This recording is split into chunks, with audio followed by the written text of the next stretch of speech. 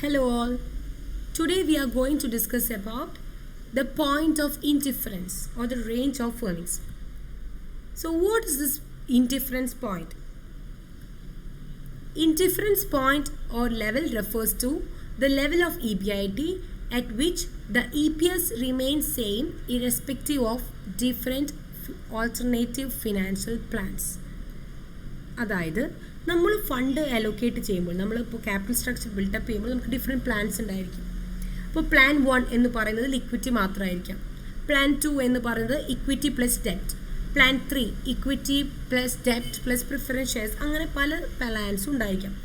ഇത് ആ പല പ്ലാൻസ് വെച്ച് നമ്മൾ വർക്കൗട്ട് ചെയ്യുമ്പോൾ ഒരു പെർട്ടിക്കുലർ ലെവൽ ഓഫ് EBITയിൽ ഈ ഏത് എല്ലാ പ്ലാനിലെ EPS will remains the same. EPS ഈ 3 പ്ലാനിൽ, ഇപ്പോൾ മിസ് 3 പ്ലാൻ പറഞ്ഞു, ഇക്വിറ്റി, ദെൻ ഇക്വിറ്റി പ്ലസ് ഡെപ്റ്റ്, ഇക്വിറ്റി ഡെപ്റ്റ് പ്ലസ് പ്രിഫറൻസ് ഷെയർസ് പറഞ്ഞു. ഈ 3 പ്ലാനിലും ഒരേ EPS വരുന്ന ആ ലെവൽ ഓഫ് EBIT, ആ ഒരു പെർട്ടിക്കുലർ പോയിന്റിനെയാണ് നമ്മൾ ഇൻഡിഫറൻസ് പോയിന്റ് എന്ന് പറയുന്നത്.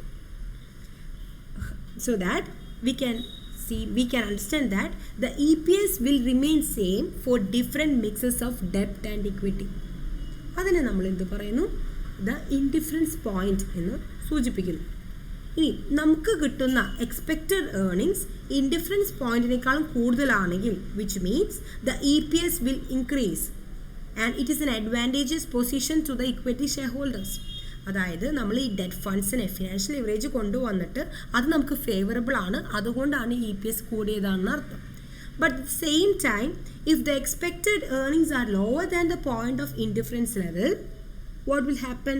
The EPS will decrease. EPS താഴേക്ക് പോകും. അതിൻ്റെ അർത്ഥം the debt financing is not favorable. It is unfavorable for our company. അത് debt financing ചെയ്യുന്നത് unfavorable ആണ്. അത് നമുക്കൊരു ഫിക്സഡ് കോസ്റ്റ് തന്നെ മീറ്റ് ചെയ്യാൻ പറ്റുന്ന സിറ്റുവേഷൻ ഇല്ല. അങ്ങനെ വരുമ്പോഴാണ് എക്സ്പെക്റ്റഡ് ഏർണിങ്സ് ഇൻഡിഫറൻസ് പോയിന്റിനേക്കാളും കുറഞ്ഞു വരുന്നത്. സോ ഇൻഡിഫറൻസ് പോയിന്റിൻ്റെ പ്രത്യേകത എന്താണ്? ഏത് പ്ലാൻ എടുത്താലും ഏത് ഫിനാൻഷ്യൽ പ്ലാൻ എടുത്താലും ഒരേപോലെയുള്ള EPS ആയിരിക്കും ഇൻഡിഫറൻസ് പോയിന്റിൽ ഉണ്ടായിരിക്കുന്നത്. സെയിം EPS ആയിരിക്കും. ഇനി then we have to learn about how can we ascertain the indifference point. Basically we have two methods, algebraic method as well as the graphic method. ആദ്യം നമ്മൾ discuss ചെയ്യുന്നത് algebraic method ആണ്. Here we have a formula x minus I1 into 1 minus t minus PD divided by N1 equal to x minus I2 into 1 minus t minus PD whole divided by N2.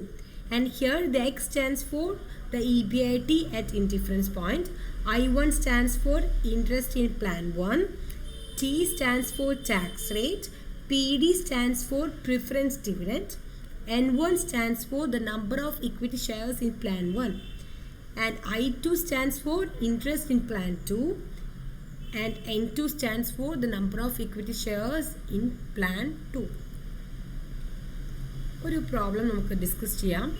X Limited has a share capital of rupees 20 lakhs divided into 40,000 equity shares of rupees 50 each. The company can raise additional funds of rupees 10 lakhs for expansion either by issuing all equity shares or all 9% debentures. The company's present EBIT are rupees 2,80,000. The rate of income tax is 50%. Find out the indifference point. അപ്പോൾ 20 ലക്ഷമാണ് അതിൻ്റെ share capital, 40,000 equity shares ആണ്, 50 each ആണ് ഒരു 1 ഷെയറിൻ്റെ price. And company ഒരു expansion പേർപ്പസിന് വേണ്ടി അഡീഷണൽ ഫണ്ട്സ് റേസ് ചെയ്യുന്നു. That is the rupees 10 lakhs by issuing all equity shares or all 9% debentures. ഇവിടെ നമ്മുടെ പ്ലാൻ എന്ന് പറയുന്നത്, പ്ലാൻ 1 എന്ന് പറയുന്നത് ഓൾ ഇക്വിറ്റി ഷെയർസ് ആണ്. പ്ലാൻ 2-ൽ എന്താണ് ഉണ്ടായിരിക്കുക? 9% ഡിബെഞ്ചേഴ്സും 10 lakhs കൊണ്ടുവരുന്നത് കംപ്ലീറ്റ് 9% ഡിബെഞ്ചേഴ്സ് ആണ്. ബട്ട് പ്ലാൻ 2 എന്ന് പറയുമ്പോൾ നമ്മൾ ഓർക്കണം, ഓൾറെഡി അവിടെ ഇക്വിറ്റി ഷെയർസ് ഉണ്ട്. അപ്പോൾ plan 1 is issuing all equity shares and plan 2 comprises equity plus debt funds. And the company's present EBIT എന്ന് പറയുന്നത് rupees 2,80,000 ആണ്. And here the tax rate is 50%. Find out the indifference point. ഇതാണ് question. നമ്മൾ ഈ ഫോർമുലയിൽ apply ചെയ്യുന്നു. X നമുക്കറിയില്ല, so X തന്നെ ഇട്ടു. എക്സ് മൈനസ് I1 ആണ് ഫോർമുല. I1 പ്ലാൻ 1 എന്ന് പറയുന്നത് ഇക്വിറ്റി മാത്രമാണ്. Here there is no interest, so 0, X minus 0 into 1 minus T. T stands for tax rate. In the question, it is mentioned that 50% is the tax rate. So 0.5. So 1 minus 0.5 minus 0. ആ 0 എന്ന് പറയുന്നത് എന്താണ്? Preference dividend. Plan 1ൽ preference dividend ഇല്ല. So 0. Divided by N1. N1 എന്ന് പറയുന്നത് the number of equity shares in plan 1. എത്ര shares ആണ് പ്ലാൻ 1ലുള്ളത്? എങ്ങനെയാണ് നോക്കുന്നത്? ഓൾറെഡി നമുക്ക് 40,000 ഇക്വിറ്റി ഷെയർസ് ആണ് ഉള്ളത്. അപ്പോൾ 40,000 മാത്രമല്ല 10 lakhs ആണ് കംപ്ലീറ്റ് ആയിട്ട് ഇക്വിറ്റി ഷെയർസ് ഇഷ്യൂ ചെയ്ത് കൊണ്ടുവരുന്നത്. ഒരു ഷെയറിൻ്റെ പ്രൈസ് എന്ന് പറയുന്നത് ₹50 ആണ്. സോ എത്ര ഷെയർസ് കിട്ടും? 10 lakhs കൊണ്ടുവരണമെങ്കിൽ എത്ര ഇക്വിറ്റി ഷെയർസ് നമ്മൾ ഇഷ്യൂ ചെയ്യണം? 10 lakhs ഡിവൈഡഡ് ബൈ 50, 20,000 ഷെയർസ് ആണ് കൊണ്ടുവരേണ്ടത്. ഓൾറെഡി 40,000 ഷെയർസ് ഉണ്ട്, പ്ലസ് 20,000 ഷെയർസ്. അപ്പോൾ total number of equity shares എന്ന് പറയുന്നത് 60,000 ആണ്. അങ്ങനെയാണ് ഈ 60,000 വന്നത്. ദെൻ ഇവിടെ റൈറ്റ് സൈഡിൽ നോക്കാം. എക്സ് അറിയില്ല, so X minus interest. Interest എത്രയാണ് പറഞ്ഞിരിക്കുന്നത്? 9% ഡിബെഞ്ചേഴ്സ് ആണ്. 10 lakhs നമ്മൾ കൊണ്ടുവരുന്നു, അതിൽ 9% ഡിബെഞ്ചേഴ്സ് ആണ്. അപ്പോൾ 10 lakhsന് 9% കാണുന്നു, that is 90,000. Then 1 minus tax rate minus 0 divided by 40,000. ഈ 40,000 എന്ന് പറഞ്ഞാൽ ഓൾറെഡി എക്സിസ്റ്റിംഗ് ആയിട്ട് കമ്പനിയിലുള്ള ഇക്വിറ്റി ഷെയർസ് 40,000. അപ്പോൾ അവിടെ 40,000 വന്നു. ദെൻ ഇതിനെ നമ്മൾ സോൾവ് ചെയ്യാണ് ചെയ്യുന്നത്. And after solving you will get the x equal to ₹2,70,000. അതായത് ഇൻഡിഫറൻസ് ലെവൽ ഓഫ് EBITയിലെ EBIT ലെവൽ എന്ന് പറയുന്നതാണ് 2,70,000. ഈ 2,70,000 നമ്മുടെ തിയറി അനുസരിച്ച് ഈ രണ്ട് പ്ലാനിലും, പ്ലാൻ 1 ആൻഡ് പ്ലാൻ 2ൽ EPS സെയിം തന്നെ ആയിരിക്കണം. അത് സെയിം തന്നെയാണോ എന്ന് നമുക്കൊന്ന് ടെസ്റ്റ് ചെയ്യാം. EBIT ലെവൽ തന്നിട്ടുണ്ട്, 2 lakh തന്നിരിക്കുന്നതല്ല, നമ്മൾ കണ്ടുപിടിച്ചു. 2,70,000 ലെസ് ഇൻട്രസ്റ്റ്. പ്ലാൻ 1ൽ ഇൻട്രസ്റ്റ് ഇല്ല, പ്ലാൻ 2 ഇൻട്രസ്റ്റ് ഉണ്ട്, 90,000 മൈനസ് ചെയ്തു. Then you got 2,70,000 and 1,80,000 less tax rate, that is 50%. 50% minus ചെയ്തു, 1,35,000 90,000 മൈനസ് ചെയ്തു. The earnings to equity shareholders minus ചെയ്ത് കിട്ടുന്നത് 1,35,000 90,000. Number of equity shares plan 1ൽ 60,000 ആണ്, പ്ലാൻ 2 40,000 ആണ്. So EPS will be എത്രയായിരിക്കും? 1,35,000 divided by 60,000, again 90,000 divided by 40,000, that is 2.25 ആണ് EPS. രണ്ടും ഈ ഒരു 2,70,000 എന്നുള്ള EBIT ലെവലിൽ പ്ലാൻ 1 ആൻഡ് പ്ലാൻ 2ൻ്റെ EPS remains the same. And here, so the indifference point എന്ന് പറയുന്ന ആ ലെവൽ ഓഫ് EBIT എന്ന് പറയുന്നത് 2,70,000 ആണ്. ക്ലിയർ? ഇതൊരു ക്വസ്റ്റ്യൻ ആണ്, ഇത് സോൾവ് ചെയ്ത് ആൻസർ അറിയിക്കണം. A project under consideration by your company requires a capital investment of ₹60 lakhs. Interest on term loan is 10%. Tax rate is 50%. Calculate the point of indifference for the project if the debt equity ratio insisted by the financing agencies is 2:1. Another question. A new project under consideration requires a capital outlay of ₹600 lakhs for which the funds can be either raised by the issue of equity shares of ₹100 each or by the issue of equity shares of value of ₹400 lakhs and by the issue of 15% loan of ₹200 lakhs. Find out the indifference level of EBIT, and here the tax rate is 50%. This problem cheyanam. And the next problem, the third problem, it's also given here. ഇതിലും രണ്ട് alternative നിങ്ങൾക്ക് തന്നിട്ടുണ്ട്. ഈ ഒരു problem കൂടി, ഈ 3 problem solve ചെയ്ത് മിസ്സിനെ അറിയിക്കണം. ഇനി ഇത് നമുക്ക് ഗ്രാഫിക് മെത്തേഡിലും ഇത് സോൾവ് ചെയ്യാൻ പറ്റുമെന്നാണ് പറയുന്നത്. The x-axis represents the EBIT level, earnings before interest and tax. and the y-axis represents EPS, earnings per share. And what will be this diagonal line?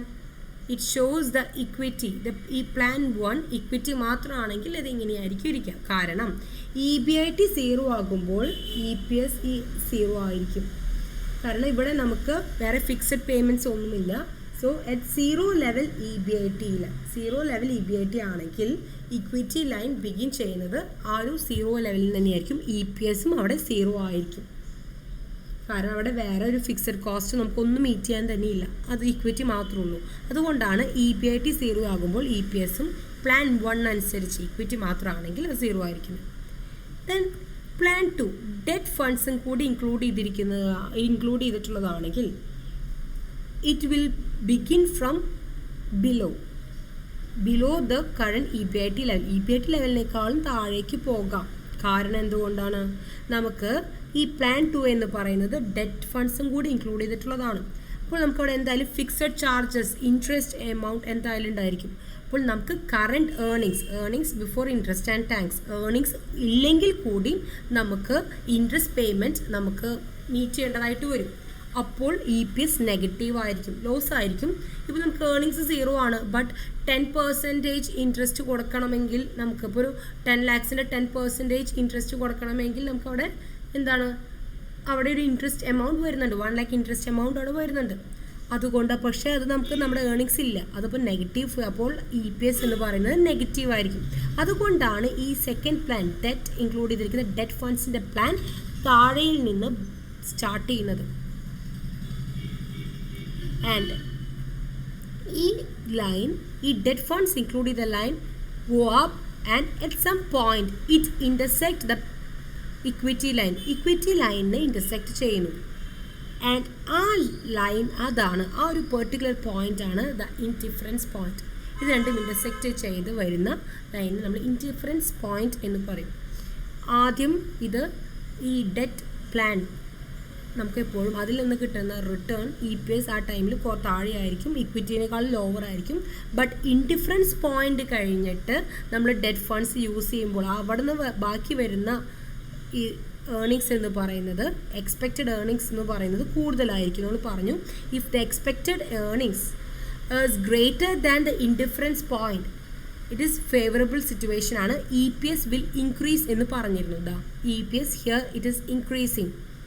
ഇവിടെ the expected earnings is greater than the indifference point, so that the EPS will be increasing. ഇവിടെ EPS കൂടിക്കൊണ്ടിരിക്കുന്നു. അതേപോലെ തന്നെ നമ്മൾ പറഞ്ഞു if the expected earnings below the indifference point ഇതാണ്, ഇതിനേക്കാളും കുറവാണ് expected earnings എങ്കിൽ എന്തായിരുന്നു, the financial leverage is unfavorable ആണ്, the EPS will decrease എന്ന് പറയും. the EPS ലൈൻ താഴേക്ക് ഡിക്രീസ്ഡ് ആയി പോകുന്നു. ക്ലിയർ? സോ ഇതാണ് നമ്മുടെ ഇൻഡിഫറൻസ് പോയിന്റ്. ഇങ്ങനെയാണ് നമ്മൾ ഗ്രാഫിക് മെത്തേഡിൽ ഇൻഡിഫറൻസ് പോയിന്റ് നമ്മൾ കണ്ടുപിടിക്കുന്നത്. And one more thing is there, ഇവിടെ ഈ ഡെറ്റ് പ്ലാൻ നമ്മുടെ EBIT ലെവലിൽ കട്ട് ചെയ്യുന്ന ആ പോയിന്റിനെ നമ്മൾ ഫിനാൻഷ്യൽ ബ്രേക്ക് ഈവൻ പോയിന്റ് എന്ന് പറയും. കാരണം ഈ ഒരു പോയിന്റ് വരെ നമുക്ക് ദ ഫിക്സഡ് കോസ്റ്റിനെ മീറ്റ് ചെയ്യാൻ പറ്റുന്നില്ല. EPS ലൈൻ നെഗറ്റീവ് ആണ്, അതായത് നമുക്ക് അത്രയും ഒരു പ്രോഫിറ്റോ ഏർണിങ്സോ ഒന്നുമില്ല, നമുക്ക് ഫിക്സഡ് കോസ്റ്റ് പോലും മീറ്റ് ചെയ്യാൻ പറ്റാത്ത അവസ്ഥ. And financial break even point എന്ന് പറഞ്ഞാൽ എന്തായിരിക്കും, ദാറ്റ് ലെവൽ ഓഫ് EBIT, ഈ particular level of EBIT which is just sufficient to cover the fixed financial charges cover ചെയ്യാൻ പറ്റുന്ന ആ ലൈനിനെയാണ്, ആ ഒരു പോയിന്റിനെയാണ് ഫിനാൻഷ്യൽ ബ്രേക്ക് ഈവൻ പോയിന്റ് എന്ന് പറയുന്നത്. ഓക്കെ, അപ്പോൾ ആ ഒരു പോയിന്റിനെ നമ്മൾ കവർ ചെയ്യുന്നു. ഈ പോയിന്റിൽ നമുക്കൊരു ഫിക്സഡ് ഫിനാൻഷ്യൽ ചാർജസിനെ കവർ ചെയ്യാൻ പറ്റുന്നുണ്ട്. That is interest fixed. Mainly we have 2 types of fixed financial charges, that is interest and preference dividend. Okay, so thank you.